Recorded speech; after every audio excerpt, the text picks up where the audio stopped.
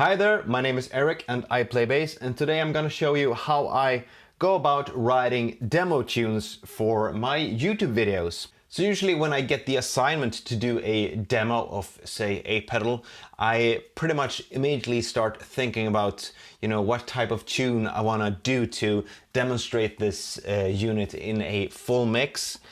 For this video I'm gonna show you my Darkglass B1K demo that I released just the other week.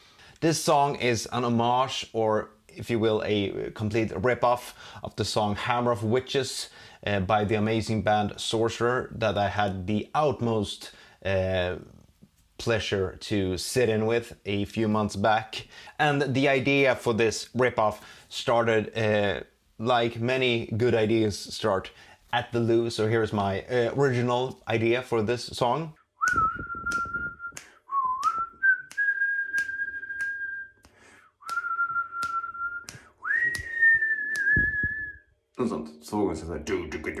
So when I got this idea, I took up my phone and started a video recording of me, whistling in completely out of time and out of tune into the camera. Then I got up here in my studio and I grabbed my guitar and I started to work out whatever the hell I was thinking, melody-wise.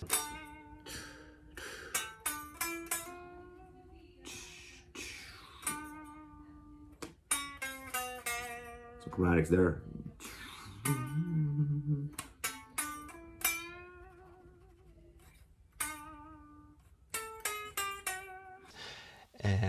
Sadly, the scratch guitars that I recorded are long gone in this Logic session. However, the way that I approach it is that I try to figure out the tempo of the song that I'm currently writing.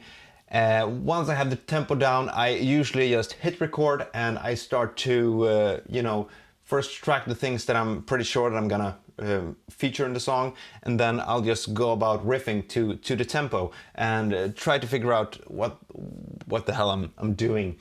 So once the general structure of the tune is done, I start adding stuff. So I normally start with writing some pretty basic drums and then I elaborate them as the song progresses and the mix and whatnot gets somewhat done.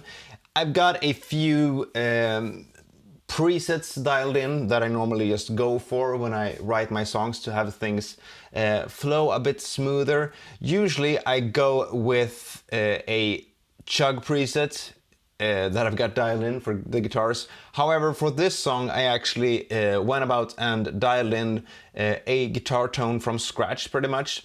I used the archetype Nolly for the guitar tone.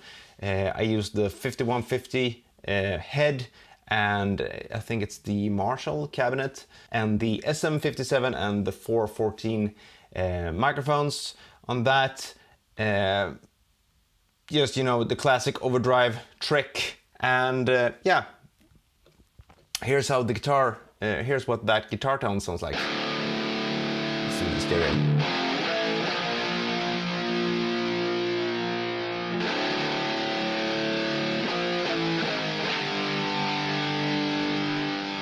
And other than that, post-processing wise, we got some severe low cut happening here at 150 Hertz, and I'm trimming off some of the highs.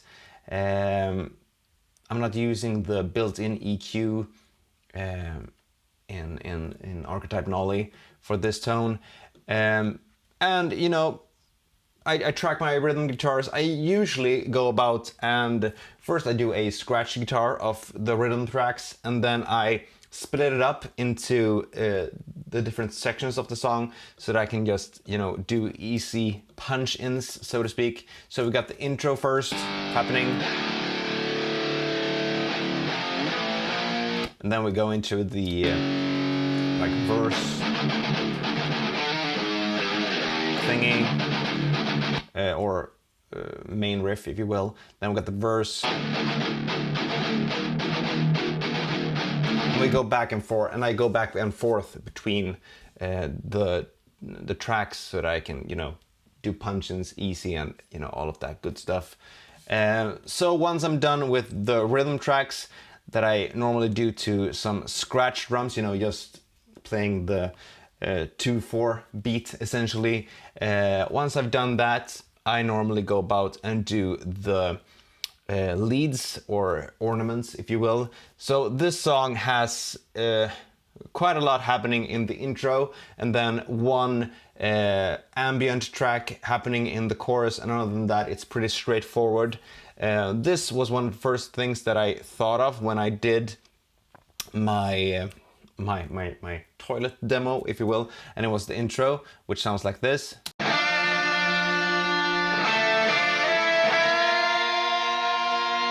Let's see if we can find the yeah, here it is. So this is the melody, the one that I whistled into the camera in the bathroom, and then I added, I think this is the octave, yeah.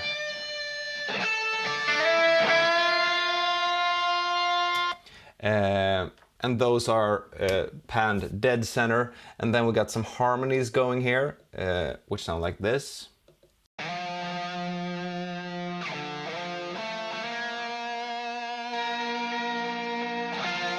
And octaves on that as well. Together.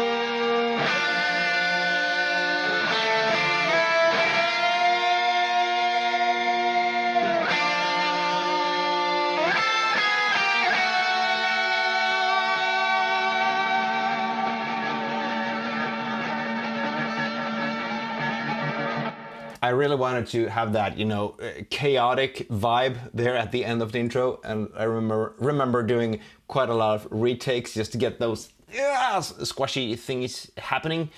So tone-wise here, got Archetype Petrucci going for that. I used the Boomer lead preset, and I did some slight tweaks to that, and yeah, some high and low cut. And all of this is going into a bus, which has Easy Mix and the bass guitar preset going. The reason why I'm doing this, like doing presets of my own and using existing presets, is that I want it to be easy and quick when I'm doing my demos. And since this is not, you know, original music that I want to release under my own name and, you know, have it. You know, it's not written with the intent of being original in any ways. It's written with the intent of demonstrating a product, in this case the Darkglass B1K, to the best of my abilities, so to speak. So the intent is not to create original music. It is the intent is to demonstrate a pedal. So yeah, there you have it. That's why I'm using presets. And you might say I'm lazy, but that's not the main reason. For the ambient thingy that's going on here, I think I used Nolly, actually. Yep, and I used a preset called Leads. So for the chorus that's happening, we got this going.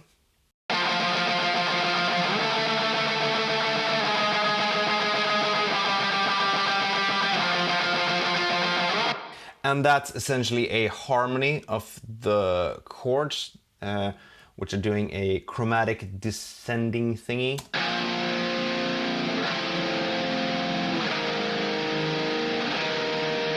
And then ascending.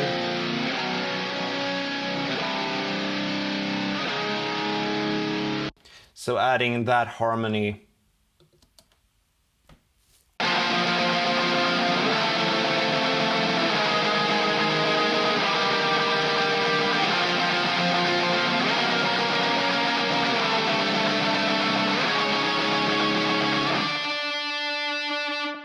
Adding that harmony makes it sound less random, I guess. This section was something that I only had, you know, I knew what kind of drum part I wanted for this.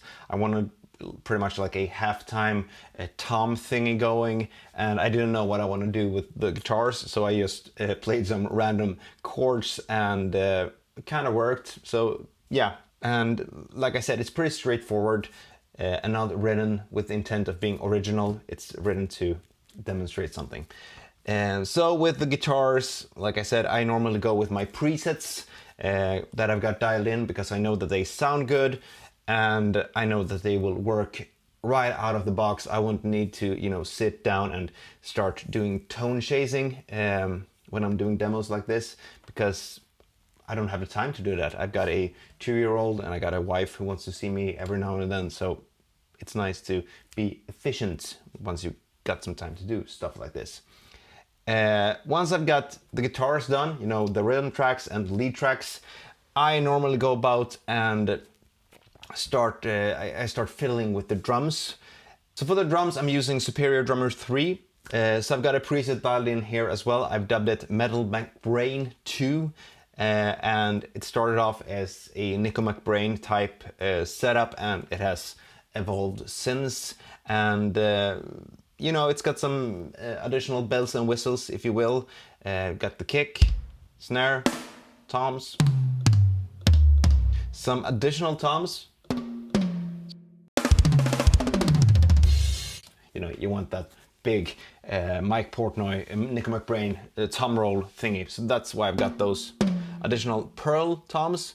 It's a Premier kit and a pearl kick and a Ludwig snare. Got a splash and a stack thingy as well added. Crashes, ride, China, and this is going into the Logic compressor. I normally go for the FET Live Drums preset, and then I tweak it out to my own liking, just to glue things together a bit without it.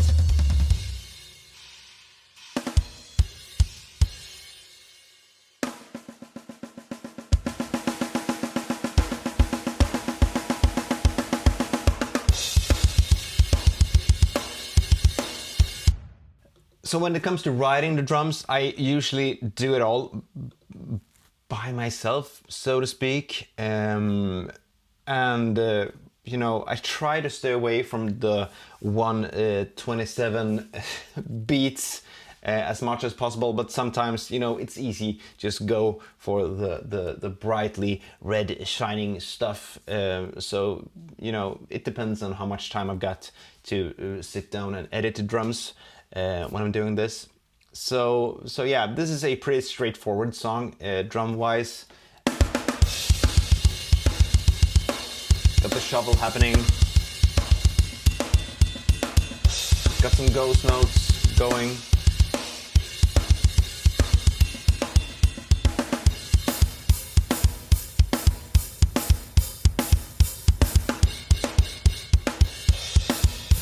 I try to program them as humanly as possible, although sometimes I can do stuff that's like, oh, I wonder if this is humanly possible to play.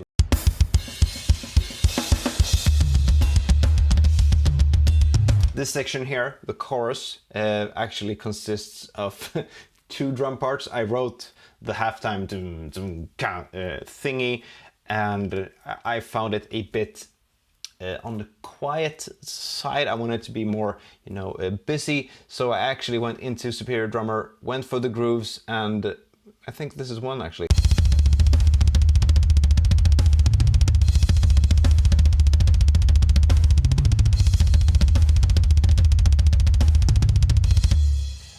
I took that part, I removed the kicks and just used the tom thingy and added my own kicks. And then, you know, it turned out like this.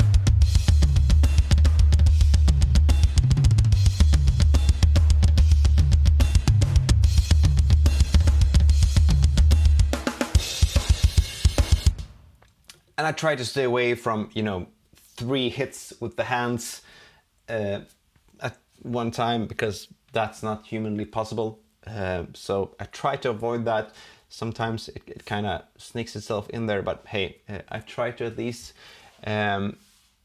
When I write the drums, like I said, I normally go for, depending on how much time I've got, but I tend to, like most non-drummers do, I tend to go for the 127 velocity when I write the scratch drums, and then I actually use the humanize function here in Logic. I select all of the tracks like so, go for functions, MIDI transform, humanize, and then I click operate only once, and that turned out like this. Sometimes it can turn into an utter shitfest, so you'll need to quantize stuff and whatnot, but for this song it actually worked. So yeah, that's for the drums. Like I said, I've got a preset saved there, and I just add the Logic stock compressor and it's good to go. And lastly, I go for the bass, and ever since I got the Neural DSP Quad Cortex, I've actually changed my workflow a bit. So nowadays I actually track the bass just straight into my SSL2 Plus, and I use my massive bass preset, which sounds like this.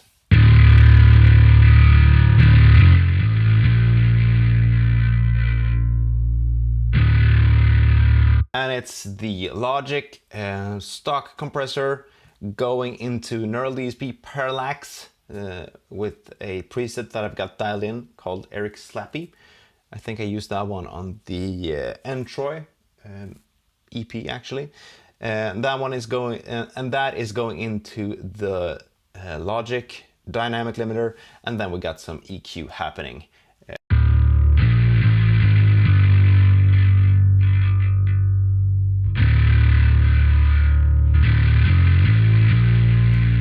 And this works as well. This sounds perfectly fine, and actually sounds great in the full mix.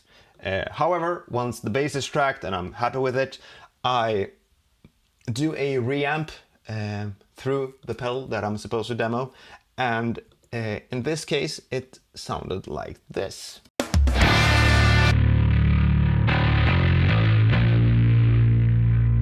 Pretty gritty.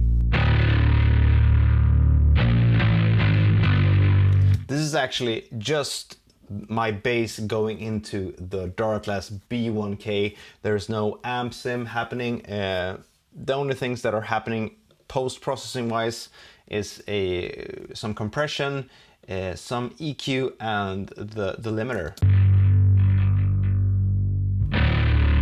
Without those, it sounds like this.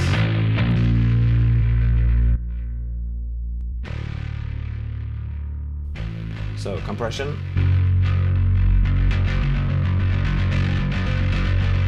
EQ, limiter, full mix.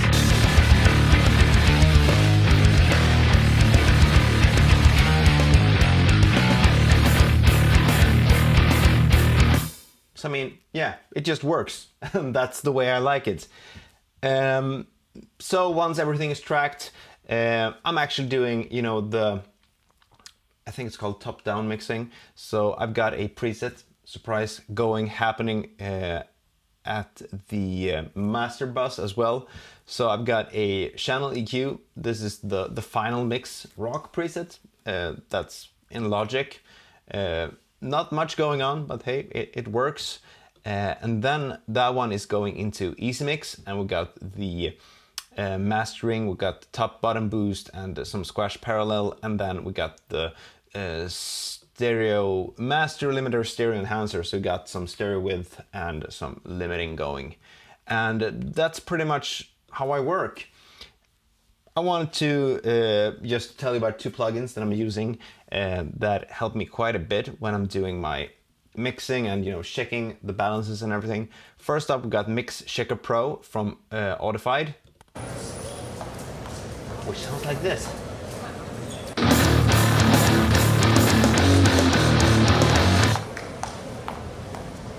This plugin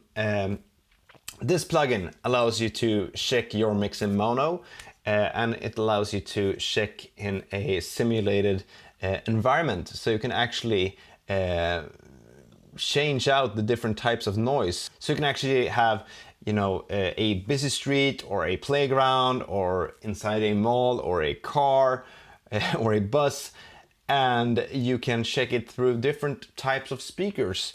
So you can check it through, you know, let's say the iPhone headphones, and on a subway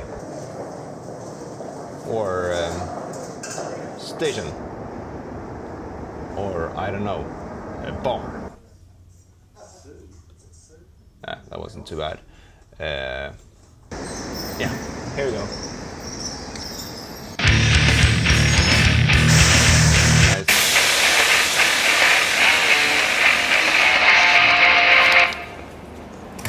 Because that is how most people listen to my demos, I suspect, through their smartphones. So that is one way that I use to check my mixes on. The other way that I use, and the other plugin that I use, I should say, is a plugin called Audified. And as of now, it's not working because my phone is recording my voice. However, this is an amazing plugin that everyone should have. It allows you to stream the sound of your session through your smartphone. And I know some people, I'm not going to mention their names, Glenn, are probably going like, you can't do that. You need to check on good speakers. But yeah, of course you need to check on good speakers. I've got the Kali LP8s here that are wonderful. However, most, like 99% of my viewers are probably checking my videos on their smartphones.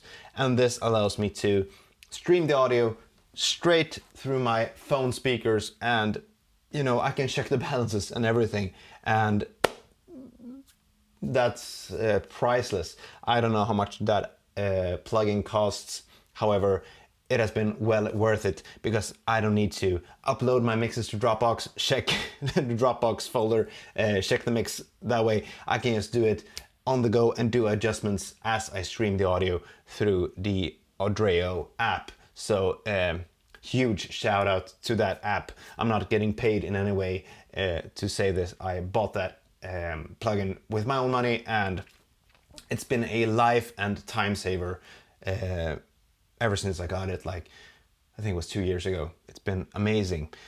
So yeah, there you have it. That's pretty much my workflow. It starts out with a really basic demo, and then I work my way through the song and the structure, and you've heard the end results already. But yeah, hopefully this has been useful and informative to someone out there. If you enjoyed this video, make sure to hit that subscribe button and ring that notification bell. My name is Eric and I play bass, and I'll see you guys and gals and cats and dogs in the next video. Until next time, take care. Bye.